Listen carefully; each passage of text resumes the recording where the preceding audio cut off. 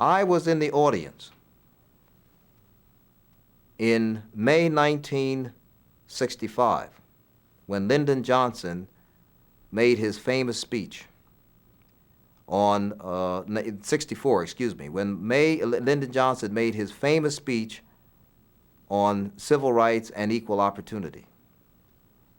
And what he said was that if you put a man in chains and you hold him back for over 100 years, and then you remove those chains and you bring him up to the starting line and you expect him to run the race like the other runner who had been planning for this and training for the race and had never been in chains, then the race is inherently unfair.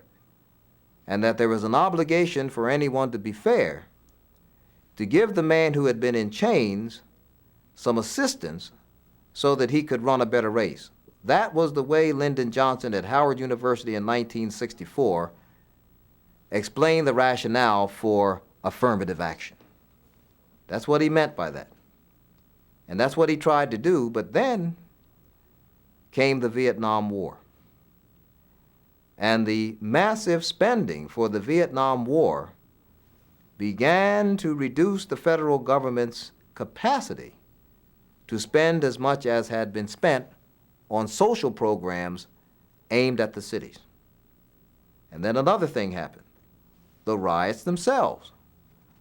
When the riots occurred, I think many people in the leadership sector of the country, and especially white liberals, began to question whether or not they were on the right track. And a group known as neoconservatives began to emerge. They were people who began to say, well, maybe it really isn't a problem of economic inequality. There are some other forces at work here. Values, attitudes, and behavior.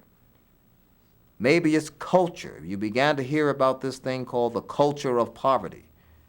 Maybe it is something within the people themselves rather than the objective conditions of their disadvantage that explains why they are not advancing more, and maybe we've been doing the wrong thing all the time, so perhaps we should reduce this spending and move in a different direction.